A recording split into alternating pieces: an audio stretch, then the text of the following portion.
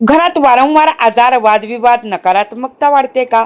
तर 2 मार्चच्या होलिका पूजनाला हा एकच उपाय नक्की करा आणि फरक स्वतः अनुभवा.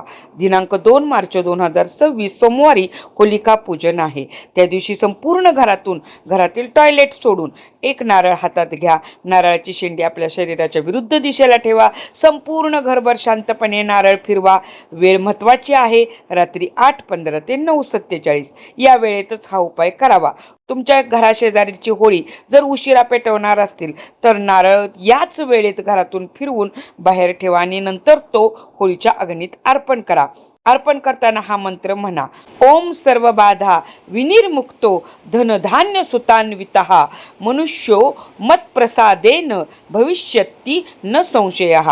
हा मंत्र घरातून नारळ फिरवत असताना 11, 21, 108 वेळा म्हणू शकता. यामुळे काय होईल? तुमच्या घरातील रोगराई कमी होईल, नकारात्मक अदृश्य शक्तींचा नाश होईल, घरातील अडथळे, बाधा दूर होऊन सकारात्मक ऊर्जा वाढेल.